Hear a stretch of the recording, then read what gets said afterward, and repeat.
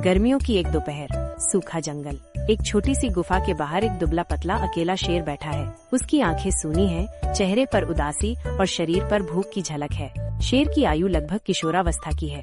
उसने अभी अभी माँ को खोया है। चारों ओर सन्नाटा। अचानक झाड़ियों से धीमी चाल से एक बूढ़ी बकरी निकलती है। उसकी चाल धीमी, आंखें दयालु, चाल में थकावट। शेर धीमे स्वर में खुद से बड़बड़ाते हुए आंखें आकाश की ओर। जंगल के सारे जानवर मुझे राजा कहते हैं, मुझे देखकर डरते हैं, मेरी दहाड़ से कांपते हैं। पर अगर कोई मेरी आत्मा में झांक कर देख सके तो वो जान जाएगा कि इस गुफा में बैठा हुआ शेर नहीं, एक रोता हुआ बच्चा है। एक ऐसा बच्चा जो भूखा है मगर रोटी के लिए नहीं, ममता के लिए। माँ के बिना ये जंगल मुझे कैदखाना लगता है। हर पेड़ मुझे सूना, हर रास्ता बेगाना और हर छाया डरावनी लगती है। कौन कहता है कि राजा को किसी की जरूरत नहीं होती? मुझे तो सिर्फ एक बार माँ की गोद चाहिए, बस एक बार वो सिर पर हाथ रख दे और कह दे, बेटा मैं हूँ तेरे पास। बकरी उसकी आवाज सुनकर रुक जाती है। वह कुछ पल चुप खड़ी रहती है, फिर साहस करके उसकी ओर बढ़ती है। उसकी चाल में दया है, आँखों में ममता और स्वर में करुणा। बकरी धीमे और कोमल स्वर में, बेटा मैं नहीं जानती तू जंगल का राजा है या कोई अनाथ बच्चा। मैं नहीं जानती कि तेरे पंजे कितने नुकीले हैं या तेरी दहाड़ कितनी जोरदार है। मैं सिर्फ इतना जानती हूँ कि जब मैंने तेरी आंखों में दिखा तो मुझे मेरी कोख में पलते अपने बच्चों की याद आ गई। वो बच्चे जो अब मेरे पास नहीं है, जिन्हें मैंने खो दिया और तब से मेरी गोद खाली है। तू अगर चाहे तो मैं उस खाली गोद को फिर से ममता से भर सकती हूँ। मैं तेरी माँ बन सकती हूँ। शेर आश्चर्य और अविश्वास से देखता है। माँ तुम, एक बकरी? क्या तुम जानती हो मैं कौन हूँ? मैं वो हूँ जिसकी आंखों में डर देखकर हिरन अपना रास्ता बदलते हैं, जिसकी दहाड़ से पूरा जंगल थर्राता है। और तुम तो उन प्राणियों में से हो जिन्हें मैं अपने भोजन के रूप में देखता हूँ। तुम मुझे बेटा कह रही हो जबकि मैं किसी भी क्षण तुम्हें फाड़ सकता हूँ। क्या तुम्हें मुझसे डर नहीं लगता? बकरी गंभीर, दृढ़ और ममत्व से भरी आवाज में, डर? हाँ मुझे डर लगता है, लेकिन उस शेर से नहीं जो जंगल का राजा है, बल्कि उस बच्चे से जो अपनी माँ के लिए तड़प रहा है। जिस दिन एक जानवर ममता को समझने लगे उस दिन उसका डर खत्म हो जाता है। बेटा तू चाहे जितना शक्तिशाली हो, मगर आज तू सिर्फ एक बच्चा है और मैं एक माँ। अगर तू मेरी कोख का नहीं भी है तो क्या हुआ? मेरी ममता आज भी जिंदा है, मेरी गोद आज भी सजीव है। मैं तुझे डांट नहीं सकती, लेकिन मैं तुझे थाम सकती हूँ, तुझे सुला सकती हूँ, तेरे आंसू पोंछ सकती हूँ। तू अगर कहे तो मैं तेरी सौतेली माँ बन जाऊँ। शेर भीतर से हिल जाता है, आवाज कांपती है। लेकिन माँ तो मेरी कभी रही ही नहीं। मैंने तो माँ को सिर्फ दूर से देखा था। वो मुझसे बहुत पहले बिछड़ गई थी। मेरे जीवन में प्यार सिर्फ एक सपना था और सपने कभी हकीकत नहीं बनते। और तुम बिना किसी स्वार्थ के मेरे पास क्यों आई हो? जंगल में कोई बिना मतलब के किसी के पास नहीं आता। क्या तुम्हारा कोई मतलब है? बकरी आंसू भरकर मुस्कुराते हुए, हाँ बेटा है मतलब। मेरा मतलब है कि मैं फिर से जीना चाहती हूँ, किसी को माँ कहता सुनना चाहती हूँ, अपनी खाली गोद को फिर से भरना चाहती हूँ। तू भूखा है ममता के लिए और मैं भूखी हूँ किसी बेटे के लिए। अगर तू तैयार है तो हम दोनों की अधूरी कहानियाँ एक दूसरे को पूरा कर सकती हैं। शेर पहली बार आंखों में चमक पर अब भी असमंजस में। अगर मैंने तुम्हें माँ मान लिया तो ये रिश्ता हमेशा रहेगा, और अगर कभी मेरी फितरत जाग गई और मैंने तुम्हें नुकसान पहुँचा दिया तो क्या तब भी तुम मुझे बेटा कहोगी? बकरी धीरे से उसके पास आकर उसके माथे पर सींग का कोमल स्पर्श करती है। अगर तू कभी मुझे नुकसान भी पहुँचा दे तो भी मैं मरकर यही कहूँगी, मेरा बेटा था, वो भूखा था पर बुरा नहीं। ममता का कोई शर्त नहीं होता बेटा, ये एक एहसास है जो जानवर को इंसान बना देता है। शेर पहली बार शांत होता है, उसकी आंखों से आंसू गिरते हैं। वो धीरे धीरे अपनी ठोड़ी बकरी की पीठ पर रख देता है। बकरी उसे सहलाती है। दूर जंगल में शाम उतरने लगती है। शेर और बकरी की परछाई एक साथ जुड़ती है, जैसे एक अधूरी कहानी अब पूरी हो गई हो। कई दिन बीत गए हैं। जंगल में अब एक अजीब सी शांति है। जहाँ पहले शेर अकेले बैठा रहता था, वहीं अब वो एक छोटी सी झोंपड़ी में बकरी के साथ रह रहा है। बकरी हर दिन शेर के लिए घास नहीं, प्यार जुटाती है। शेर अब भी शांत है, मगर उसके अंदर कुछ बदलने लगा है। आज शाम है, बकरी पानी के घड़े से लौट रही है। शेर गुफा के बाहर बैठा है, चुपचाप बकरी को आते देख रहा है। शेर धीमी गहरी आवाज में, मैं अब भी समझ नहीं पा रहा माँ कि तू आखिर मुझसे इतना स्नेह क्यों करती है। मैं तुझसे उम्र में बहुत छोटा हूँ, पर मेरी जात, मेरी प्रवृत्ति, सब कुछ तुझसे उल्टा है। तेरी आंखों में जब भी देखता हूँ मुझे डर नहीं लगता, बल्कि एक अजीब सी शांति महसूस होती है। और ये बात मेरे लिए अजीब है। मैंने अपनी जिंदगी में पहली बार किसी को इतने प्यार से मुझे देखने वाला पाया है। जंगल में हर जानवर मेरी ताकत से डरता है, मगर तू मेरे अंदर के अकेले बच्चे को देखती है क्यों? बकरी घड़ा नीचे रखकर धीरे धीरे बैठती है, मुस्कराकर। बेटा, जानवर चाहे कितना भी शक्तिशाली क्यों न हो, उसकी आत्मा में एक मासूम बच्चा हमेशा जीवित रहता है। तू शेर है, इसमें कोई दो राय नहीं, पर मैं भी माँ हूँ और माँ की दृष्टि सिर्फ रूप या शक्ति नहीं देखती, वो आत्मा में छिपी प्यास देखती है, छिपी तड़प महसूस करती है। मैं जब तुझे देखती हूँ तो मुझे वो बच्चा दिखता है जो माँ की थपकी के लिए तरस रहा है, और मैं जो अपने बच्चों को खोकर खुद को अधूरी समझती थी, अब तुझमें अपना जीवन देखती हूँ। मैं तुझसे इसलिए प्यार करती हूँ क्योंकि तू मुझे फिर से माँ बना रहा है। शेर धीरे से उसकी ओर देखकर कुछ संकोच में, माँ, क्या तू जानती है, मैं कभी कभी डरता हूँ। हाँ, मैं शेर होकर डरता हूँ इस नर्म एहसास से, क्योंकि मैंने हमेशा सीखा है कि प्यार कमजोरी है और मैं कमजोर नहीं हो सकता। मगर जब तू मेरा सिर सहलाती है तब मैं चाहता हूँ कि वक्त थम जाए, जंगल की सत्ता, शक्ति सब धुंधली हो जाए, बस तेरी गोद में बैठा रहूं। लेकिन फिर अंदर से एक आवाज आती है, क्या मैं राजा हूँ या कोई भावुक प्राणी? बकरी धीमे स्वर में, आंखों में आंसू चमकते हुए, अगर तू प्यार को कमजोरी समझता है तो जान ले, तू अब तक आधा जी रहा था। ममता वो ताकत है जो जानवर को इंसान और इंसान को भगवान बना देती है। तू जंगल का राजा है, लेकिन मेरी गोद में तू मेरा बच्चा है, और जब तू मेरी गोद में होता है तो मैं तुझे किसी सिंहासन से ऊपर देखती हूँ। तेरी ममता ही तुझे बाकी शेरों से अलग बनाएगी। आज तू जो महसूस कर रहा है वही असली जीवन है। वो डर नहीं है, वो आत्मा की पुकार है कि अब तू अकेला नहीं है। शेर पहली बार थोड़ा भावुक होकर बकरी की ओर मुड़ता है, उसकी गोद में सिर रखता है। माँ, क्या तू वादा करेगी कि जब तक मैं जिंदा हूँ तू मुझे अकेला नहीं छोड़ेगी? क्योंकि मैंने अपने जीवन में हर किसी को खोया है, जो आया वो गया। मुझे डर है कि कहीं तू भी किसी दिन चुपचाप चली न जाए। बकरी सिर पर हाथ रखती है, गहरी सांस लेकर, मेरा वादा है बेटा, जब तक मेरी सांसें चलेंगी मेरी ममता तेरे चारों ओर एक कवच बनकर रहेगी, और जिस दिन मेरी सांसें रुक जाएं उस दिन भी मेरी ममता तेरे दिल में रहेगी, तेरे विचारों में, तेरे हर फैसले में। मैं तुझसे कभी दूर नहीं जाऊंगी, क्योंकि माँ का रिश्ता शरीर से नहीं आत्मा से होता है। शेर धीरे धीरे आंखें बंद करता है, जैसे वर्षों की थकान अब उतर रही हो। माँ, तेरे स्पर्श में एक ऐसा जादू है जो मेरी दहाड़ को भी मौन में बदल देता है। मैं चाहूँ तो पूरे जंगल को एक ही लपक में निगल सकता हूँ, पर तेरे सामने मैं बस एक बच्चा हूँ जो तेरी थपकी से दुनिया को भूल जाता है।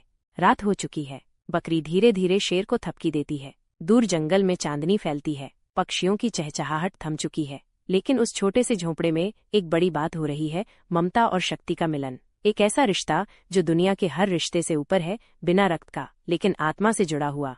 अंत सीन। शेर सो चुका है, बकरी उसे ओढ़ा रही है, उसकी आंखों से आंसू बह रहे हैं, मगर चेहरे पर संतोष है। कैमरा धीरे धीरे ऊपर जाता है, चांद आसमान में चमकता है। एक नई माँ और एक नया बेटा जंगल की सबसे अलग और अनमोल जोड़ी बन चुकी है। भोर का समय, जंगल की ठंडी हवा झोंपड़ी के पास बह रही है। बकरी बाहर बैठी है, सुबह का पहला सूर्य उसकी पीठ को हल्का हल्का छू रहा है। शेर अंदर झोंपड़ी में सोया है, लेकिन उसकी सांसें तेज हैं, उसके चेहरे पर बेचैनी है। शेर नींद में बड़बड़ाते हुए, भूख, ये कैसी आग है जो मेरी रगों में दौड़ रही है? मांस, खून, मेरा गला सूख गया है, मेरी जीभ कांप रही है। ये कैसी तड़प है जो मुझसे मेरी ममता छीन लेना चाहती है? नहीं नहीं माँ, मुझे माफ करना, मैं तेरे पास नहीं आ सकता, मैं तुझसे दूर रहूंगा, मैं तुझे नुकसान नहीं पहुंचाना चाहता, पर ये भूख, ये मुझे तोड़ रही है। शेर अचानक जागता है, उसकी आंखें लाल हैं, नथुने फड़फड़ा रहे हैं, उसका शरीर कांप रहा है। वह झोंपड़ी से बाहर आता है। बकरी धीरे धीरे मुस्कुराते हुए, बेटा तू जाग गया, आकर बैठ, मैंने तेरे लिए ठंडा पानी रखा है। मैं जानती हूँ कई दिन से तुझे कोई शिकार नहीं मिला, जंगल में भी सूखा पड़ा है, हर कोई भूखा है, पर तेरी आंखों में जो उबाल है वो मुझे और भी ज्यादा कुछ कहता है। बता बेटा, क्या हो रहा है तुझमें? शेर कांपती आवाज में खुद को पीछे हटाते हुए, माँ, मत पास आओ, मत मेरे इतने पास आओ, तू नहीं जानती मैं इस वक्त क्या महसूस कर रहा हूँ। मेरे अंदर कुछ जाग रहा है, वो वही हिस्सा है जो वर्षों से सोया था। शिकारी, वहशत, भूख। मैं अपने ही हाथों से अपना रिश्ता नहीं तोड़ना चाहता, पर मैं खुद को रोक नहीं पा रहा। तेरे शरीर की गंध भी अब मुझे ममता की नहीं मांस की लग रही है, और यही सबसे डरावनी बात है माँ, मैं टूट रहा हूँ। बकरी गंभीर होकर धीरे से आगे बढ़ती है, आंखों में करुणा। बेटा, मैं माँ हूँ, और माँ वो होती है जो अपने बच्चे के भीतर उठते हर तूफान को चुपचाप सहती है। मैं जानती थी कि ये दिन कभी आएगा, क्योंकि तू है तो शेर ही, तुझमें वो प्यास है जिसे मैं रोक नहीं सकती। लेकिन एक बात याद रखना, अगर तुझे सच में लगता है कि तेरी भूख मुझसे बड़ी है तो आ बेटा, खा ले मुझे। अगर तेरी आत्मा को मेरी ममता के खून से राहत मिलती है तो मैं खुशी से अपने जीवन की आहुति दे दूंगी, क्योंकि मेरे लिए कोई भी चीज तेरे संतुलन से ज्यादा कीमती नहीं।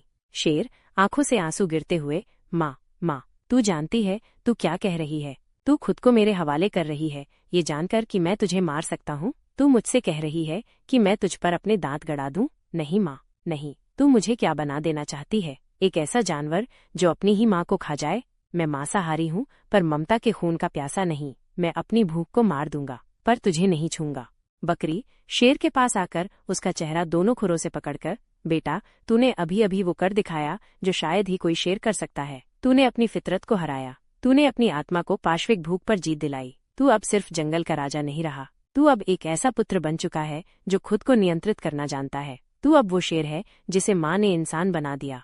शेर थरथराते हुए बकरी की गोद में सिर रखता है, आंसुओं से उसकी खाल भीग जाती है। माँ, मैंने अपने जीवन में कभी इतना हल्का महसूस नहीं किया। आज मैं सच में जिंदा हूँ। आज मेरी दहाड़ ममता की आवाज बन गई है। आज तूने साबित कर दिया कि बकरी सिर्फ घास खाने वाली प्राणी नहीं होती, बल्कि वो ऐसी आत्मा होती है जो शेर जैसे बेटे को भी झुका देती है, प्यार से, बिना लड़ाई के, बिना हथियार के। दूर जंगल में बारिश की पहली बूंदें गिरने लगती हैं, जैसे कुदरत भी इस रिश्ते को आशीर्वाद दे रही हो।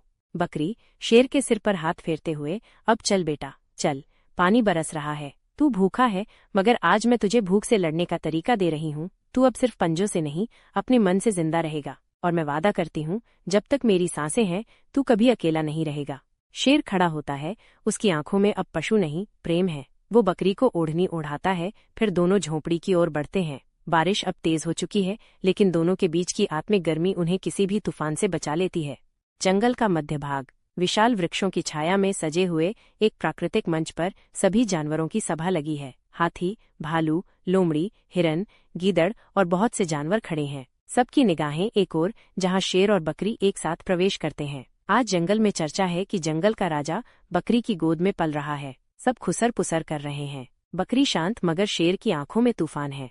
हाथी व्यंग्य से गूंजती आवाज में, मित्रों, क्या ये वही शेर है जिसकी दहाड़ से हमारे कान सुन्न हो जाया करते थे? क्या ये वही जंगल का सम्राट है जिसके पंजों की परछाई से रास्ता बदल लेते थे हम? आज ये शेर अपनी माँ बना बैठा है एक बकरी को जिसने कभी अपने बच्चों की रक्षा तक नहीं कर पाई, वही अब जंगल के सबसे शक्तिशाली जीव की माँ बन बैठी है। भालू ठहाका लगाते हुए, अब हमें जंगल का कानून बदल देना चाहिए। अब से शेर को शाकाहारी बना देना चाहिए। क्या पता अगली बार राजा जी हमें आम के पत्ते पर भोज के लिए बुला ले। अब ये शेर नहीं, बकरी का पालित बच्चा है। भीड़ हंस पड़ती है। बकरी चुप है, उसकी आंखों में करुणा है, मगर दर्द भी। शेर आगे बढ़ता है, उसकी आंखें शांत हैं, पर चेहरे पर कठोरता साफ दिखती है। भीड़ चुप हो जाती है जब शेर बोलता है। उसकी आवाज गर्जना से भी भारी और गहरी है। शेर गंभीर, दहाड़ जैसी आवाज में, बस बहुत हुआ। तुम सबने आज उस रिश्ते का मजाक उड़ाया है जिसे शायद इस धरती पर सबसे पवित्र कहा जाता है, माँ और बेटे का रिश्ता। हाँ, मैंने बकरी को अपनी माँ माना है और मुझे उस पर गर्व है, क्योंकि जिस जंगल ने मुझे सिर्फ राजा की तरह देखा, उस बकरी ने मुझे एक बच्चे की तरह अपनाया। तुम सबने मेरी ताकत को पूजा, मगर मेरी तन्हाई से मुंह मोड़ा। तुम सबने मेरी दहाड़ सुनी, मगर मेरे सिसकते दिल की आवाज नहीं सुनी। और आज जब एक माँ ने बिना खून के रिश्ते के मुझे ममता दी, तो तुम सबको जलन हो रही है। बकरी धीमे स्वर में आंसू पोंछते हुए, बेटा, उन्हें कुछ भी कहने दो। वे क्या जाने एक माँ क्या होती है। जो ममता को मापते हैं जाति से, वो सिर्फ शरीर को समझते हैं, आत्मा को नहीं। मैं तेरी माँ हूँ, तेरे खून की नहीं, पर तेरी आत्मा की, और इस रिश्ते को कोई हंसी उड़ाकर मिटा नहीं सकता। शेर पूरी सभा की ओर देखकर निडर स्वर में, अगर तुम सबको लगता है कि मैं एक बकरी के साथ रहकर कमजोर हो गया हूँ, तो आओ, आजमाओ मेरी ताकत। मैं अब भी वही शेर हूँ जिसकी दहाड़ से तुम्हारे कंधे झुक जाते हैं, मगर फर्क सिर्फ इतना है कि अब मेरी दहाड़ सिर्फ डराने के लिए नहीं, बल्कि सच के लिए निकलती है। जिस माँ ने मुझे जीवन का अर्थ सिखाया, जो खुद अपनी जान मेरे लिए न्यौछावर करने को तैयार थी, उसके सामने तुम सबकी सोच इतनी छोटी लगती है जैसे पहाड़ के सामने एक चींटी। सभा में सन्नाटा छा जाता है, कोई कुछ नहीं बोलता। शेर बकरी की ओर मुड़ता है और पहली बार सबके सामने उसके पैरों पर सिर झुकाता है। सभी जानवर चौंक जाते हैं। शेर उठकर बकरी को अपनी पीठ पर बिठा लेता है। शेर लंबी सांस लेकर, आज से ये सिर्फ मेरी माँ नहीं, बल्कि पूरे जंगल की माताश्री होगी। जिसने मुझे माँ कहा, वो अब इस जंगल की सबसे ऊंची हस्ती है, क्योंकि शेर की दहाड़ से भी ऊंची होती है ममता की पुकार। सभा के जानवरों की आंखों में पश्चाताप उतर आता है। हाथी और भालू सिर झुका लेते हैं। लोमड़ी आंखें चुराती है। बकरी मुस्कराती है, मगर उसकी आंखों से चुपचाप आंसू बह रहे हैं, गर्व और ममता के।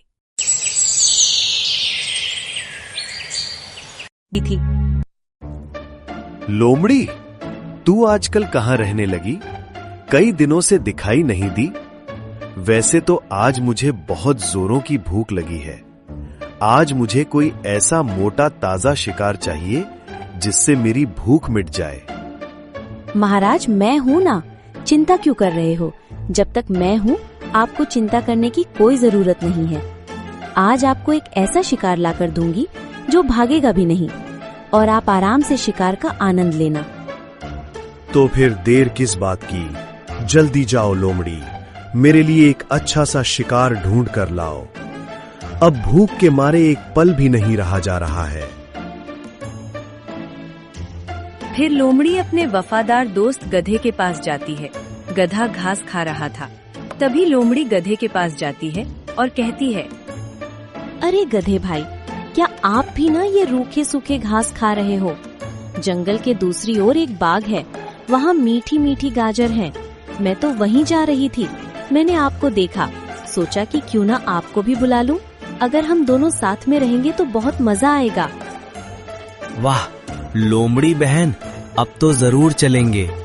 वैसे भी बहुत जोरों की भूख भी लगी थी। आप जैसा सच्चा मित्र कहाँ मिलेगा। चलो फिर लोमड़ी बहन, चलते हैं। लोमड़ी ने गधे को फुसलाकर शेर की गुफा की तरफ ले जाता है। जैसे ही गधा शेर की गुफा के पास जा पहुंचता है, वैसे ही शेर छलांग लगाता है, लेकिन गधा तुरंत डरकर वहां से भाग जाता है। फिर शेर गुस्से में आकर लोमड़ी से कहा, अबे लोमड़ी, ये क्या किया तूने? बहुत मुश्किल से एक शिकार मिला था, वो भी हाथ से निकल गया। अब बताओ मैं क्या करूं? वैसे ही मैं भूख से तड़प रहा हूं। अब मैं क्या खाऊं? मुझे तो इतना गुस्सा आ रहा है कि मैं तुम्हें ही खा लूं।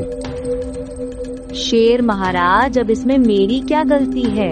मैंने तो आपको शिकार लाकर दिया था और आपने वो भी छोड़ दिया। अब बताओ इसमें मेरी क्या गलती है? आप तो शिकार ही नहीं कर पाए। क्या महाराज, आप भी ना ऐसे ही जंगल का राजा बनोगे? लोमड़ी, तुम्हारी इतनी हिम्मत जो मुझसे जवान लड़ाता है? रुक जा, मैं अभी तुम्हें बताता हूँ। अरे शेर महाराज, मैं तो यूं ही मजाक कर रही थी। वैसे चिंता मत करो शेर महाराज, मैं फिर से कोई बढ़िया सा शिकार ढूंढ लाऊंगी। अब बेफिक्र रहिए महाराज जी, आपको चिंता करने की जरूरत नहीं है। वाह मेरे वफादार लोमड़ी, तुम तो कितनी समझदार हो गई हो। तो फिर ठीक है, जाओ जल्दी मेरे लिए एक बढ़िया सा शिकार लेकर आओ। मगर इस बार कोई गलती नहीं होनी चाहिए, वरना मैं आपको ही अपना शिकार बना लूंगा। शेर महाराज, इस बार कोई गलती नहीं होगी। इस बार मैं शानदार शिकार लेकर आऊंगी। बस एक मौका और दो, बस फिर देखना, इस बार मैं उससे भी बढ़िया शिकार लेकर आऊंगी। तो फिर ठीक है, जाओ लोमड़ी, जल्दी मेरे लिए शिकार लेकर आओ। भूख से रहा ही नहीं जा रहा है। लोमड़ी फिर से शिकार के तलाश में जंगल की ओर निकल पड़ती है। तभी गधा हिरन से बातें कर रहा है और बंदर गधे को देखकर उसका मजाक उड़ाता है और तोता गधे को देखकर चिढ़ाता है और कहता है, गधे भाई, भाग जल्दी वहाँ से, भाग, शेर आया। गधा जैसे ही भागता है वो डर कर गिर जाता है और सब गधे का मजाक उड़ाने लगते हैं। गधे की मासूमियत पूरे जंगल में मशहूर थी। ऐसे ही सब जानवर मिलकर गधे का मजाक उड़ाते रहते हैं। लेकिन लोमड़ी ने अपने मन में एक और योजना बना रखी थी। उस भोला भाला गधे को अपने जाल में फिर से फंसाना चाहती थी, ताकि शेर महाराज उस गधे को अपना शिकार बना सके। और गधे भाई, कैसे हो? दोस्त, कल तुम तो बहुत जल्दी ही डर गए थे। गधे भाई, मैंने तो वो मजाक किया था। चलो आज चलते हैं, वहाँ जंगल के दूसरे छोर पर बहुत सारे मीठे मीठे हरे भरे घास हैं और ताजी भी हैं। खाने में मजा आ जाएगा। अरे नहीं नहीं लोमड़ी बहन, मैं कहाँ डरा था, मैं किसी से भी नहीं डरता। चलो ठीक है लोमड़ी बहन, लेकिन इस बार डरूंगा नहीं। वैसे भी आज मेरा खाने का बहुत ही मन कर रहा है। तो फिर देर किस बात की, चलो जल्दी चलते हैं। अब मुझे बहुत ही जोरों की भूख लग रहा है। मेरे पेट में चूहे उछल कूद पुछल कर रहे हैं। अब मुझसे रहा ही नहीं जा रहा है। अरे हाँ गधे भाई, क्यों नहीं, थोड़ा सब्र करो, दोनों साथ में ही तो चलेंगे बातें करते हुए। तो फिर चलो गधे भाई, चलते हैं। लोमड़ी ने गधे को फिर से फुसलाकर उसी रास्ते पर ले जाती है। जैसे ही गधा गुफा के पास आता है, शेर छलांग लगाकर उसे पकड़ लेता है। वाह लोमड़ी वाह, तेरा इस बार इनाम पक्का है, लेकिन पहले मैं इसे खाकर आराम से अपना पेट तो भर लूं। हाँ राजा जी, क्यों नहीं, आप आराम से भोजन का आनंद लो। भोजन तो आप ही के लिए तो लाई हूँ। पर लोमड़ी, मैं सोच रहा हूँ कि थोड़ा आराम कर लूं, फिर आराम करने के बाद आराम से भोजन का आनंद लूंगा। और वैसे भी मुझे बहुत जोरों की नींद लगी है। लोमड़ी, तू जब तक शिकार का ध्यान रखना, कहीं ये उठकर भाग न जाए। जब तक मैं आराम करके बाहर ना आ जाऊं, तब तक कहीं जाना मत। और हाँ, हमारे भोजन का ख्याल रखना, वरना तुम्हारी खैर नहीं। ठीक है महाराज जी, आप बेफिक्र रहिए, क्यों इतना चिंता कर रहे हो।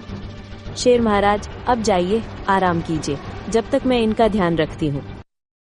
शेर गुफा के अंदर चला जाता है आराम करने के लिए। और इधर लोमड़ी सोचने लगती है कि शेर महाराज तो आराम करने चले गए, मैं कब तक ही ऐसे बाहर खड़ी रहूंगी। एक काम करती हूँ, जब तक शेर महाराज आराम कर रहे हैं, तब तक मैं भी थोड़ा आराम कर लेती हूँ। और वैसे भी शेर महाराज को क्या पता चलेगा कि मैं आराम कर रही हूँ। शेर महाराज जब तक सो रहे हैं, जब तक मैं आराम करके शेर महाराज से पहले ही उठ जाऊंगी, और शेर महाराज को पता भी नहीं चलेगा। और ये बेचारा भोला भाला गधा कहाँ जा पाएगा।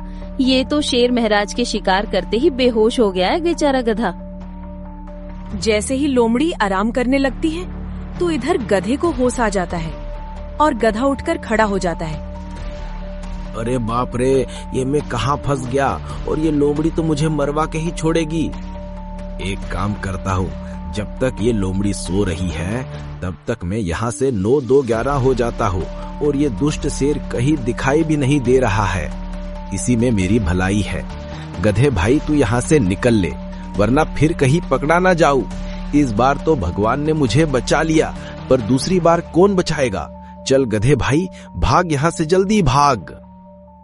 गधा वहाँ से 9-2-11 हो जाता है, और उधर लोमड़ी अभी भी सो रही है। तभी शेर महाराज की आंखें खुल जाती हैं और वो उठ जाता है। वाह, आज सोने में तो मजा आ गया। अब जल्दी चलकर पहले भोजन कर लेता हूँ, वैसे भी बहुत जोरों से भूख लगा है। जैसे ही शेर गुफा के बाहर जाता है, तो वो इधर उधर देखता है, तो उसे गधा कहीं भी दिखाई नहीं देता। और वो देखता है कि लोमड़ी अभी भी सो रहे हैं। फिर शेर को बहुत जोरों से गुस्से में आ जाता है। अबे ओ लोमड़ी, उठ, जल्दी उठ। ये तूने क्या किया? बेवकूफ लोमड़ी, उठ जा, जल्दी उठ जा, वरना मैं आपको मारकर खा जाऊंगा। फिर लोमड़ी हड़बड़ाकर झट से उठ जाती है और शेर महाराज से कहने लगती है कि अरे शेर महाराज, क्या हुआ, क्या हुआ, इतना गला क्यों फाड़ रहे हो? क्या बात हो गई शेर महाराज, बताओ तो सही। अबे बेवकूफ लोमड़ी, तुम्हें दिखाई नहीं दे रहा है कि क्या हुआ? जो मैंने शिकार किया था वो कहाँ गया? कहीं तूने खा तो नहीं लिया? बोल लोमड़ी, जल्दी बोल, कहाँ है हमारा भोजन? जल्दी बता, कहीं तूने छुपा तो नहीं रखा? जल्दी बोल, अब मुझे गुस्सा मत दिला। अरे नहीं नहीं शेर महाराज, मैं क्यों खाऊंगी आपका भोजन? मेरा तो वैसे ही पेट भरा था, मुझे तो भूख भी नहीं लगी थी, फिर मैं क्यों खाऊंगी आपका भोजन? तो फिर कहाँ रखा है हमारा भोजन? लोमड़ी, जल्दी लेकर आ, बहुत जोरों की भूख लगा है। अब मुझसे रहा ही नहीं जा रहा है।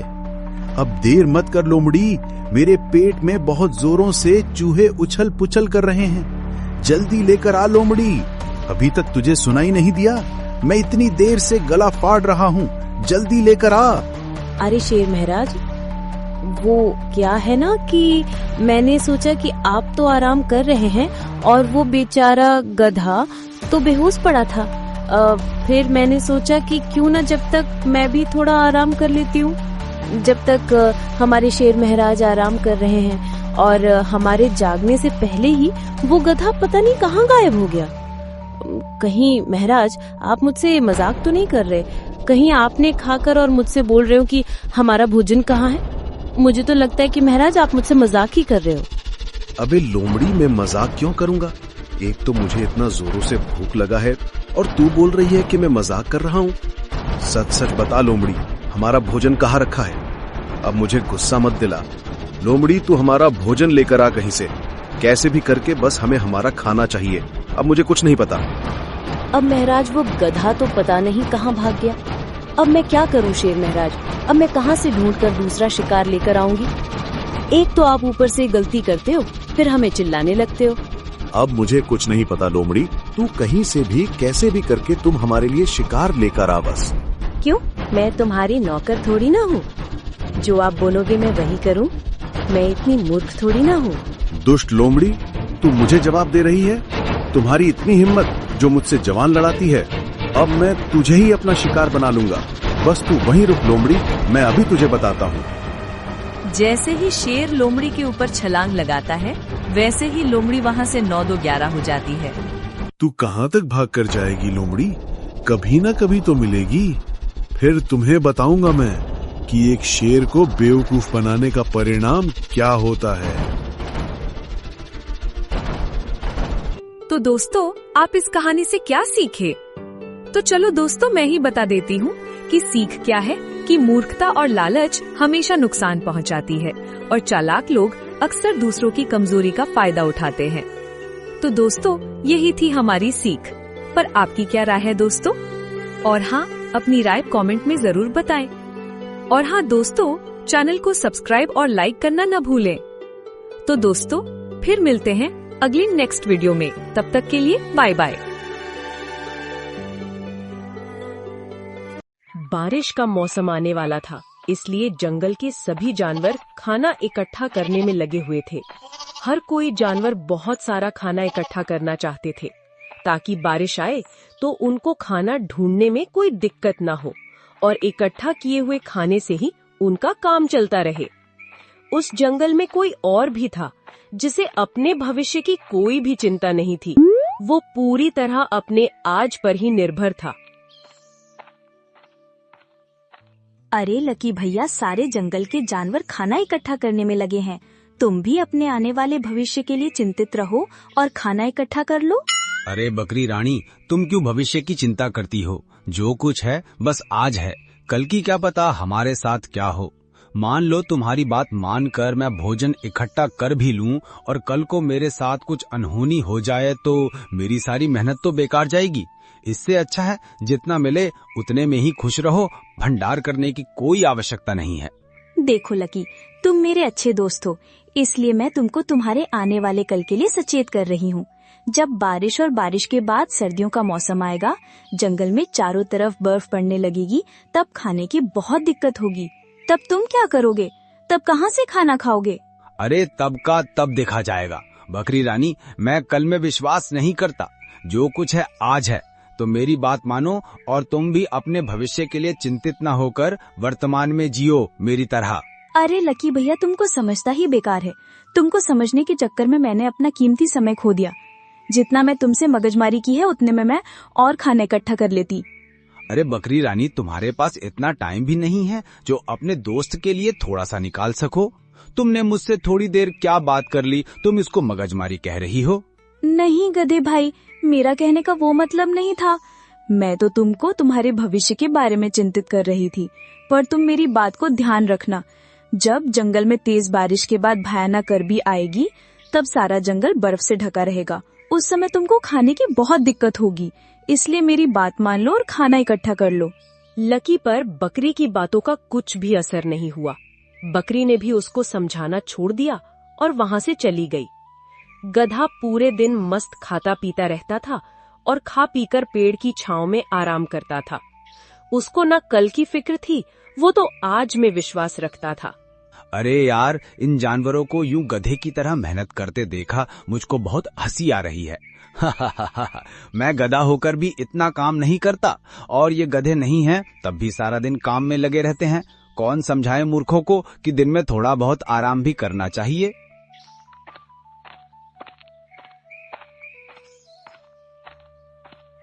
अरे हाथी भाई, बोझा ढोना तो हमारा काम है, पर तुम काहे लादे फेर रहे हो? ये बोझा नहीं है मेरे दोस्त, ये घर की जिम्मेदारी है जो तुम नहीं समझोगे।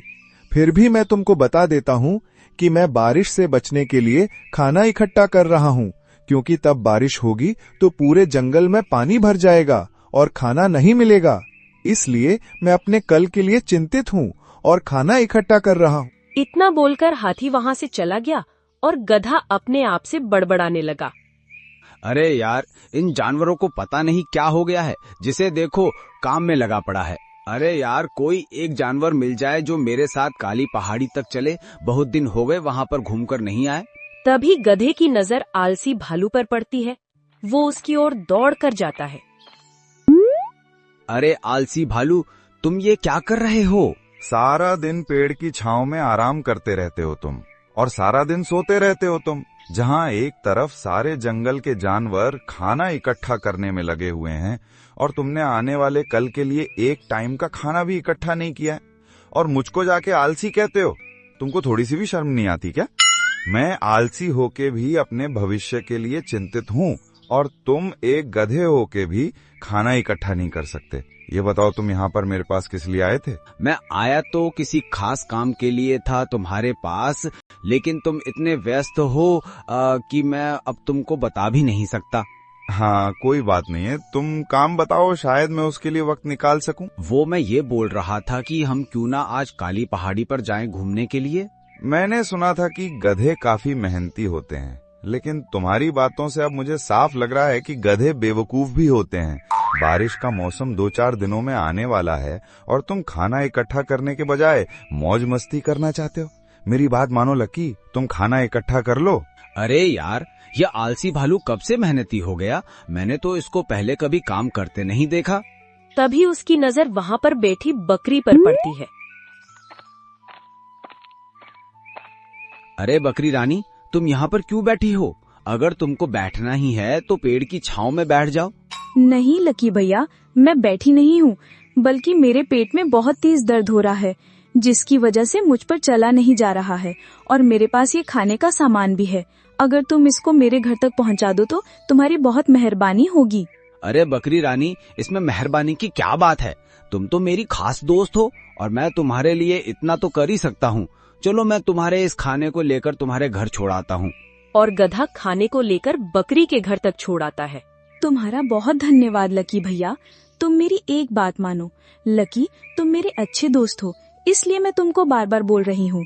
तुम अपने लिए खाना इकट्ठा नहीं कर सकते, तुम कम से कम एक घर ही बना लो जो तुमको तेज बारिश और सर्दियों से बचा सकेगा। मैं तुमको देखकर बहुत ज्यादा चिंतित हो जाती हूँ। तुम्हारे पास तो घर भी नहीं है। कोई बात नहीं है, मेरे पास घर नहीं है तो क्या हुआ? जंगल में काफी पेड़ पौधे हैं। मैं किसी भी पेड़ के नीचे बैठकर बारिश से आसानी से बच जाऊंगा। तुम मेरी फिक्र मत करो, तुम अच्छे से रहना, और कोई भी जरूरत हो तो मुझे बता देना, मैं तुम्हारी मदद कर दूंगा। और गधा इतना बोलकर वहां से आगे की ओर चला गया। और फिर बारिश का मौसम भी आ गया और जंगल में तेज बारिश होने लगी। वो जंगल की पहली बारिश थी तो सभी जानवर पहली बारिश का लुत्फ उठाने लगे, लेकिन बारिश थमने का नाम ही नहीं ले रही थी। सभी जानवर अपने अपने घरों में चले गए। लकी गधा अब अकेला रह गया था। वो भी एक पेड़ के नीचे जाकर बैठ जाता है। अरे यार, ये बारिश थमने का नाम क्यों नहीं ले रही है? सारा दिन निकल गया, फिर भी बारिश बंद नहीं हो रही। गधा पेड़ के नीचे बैठा भूख से सिसक रहा था, तो वहीं दूसरी तरफ जानवर अपने घरों में आराम से बैठे थे। उन पर न बारिश का असर हो रहा था और न ही ठंड का। उनके पास खाने का पूरा भंडार था।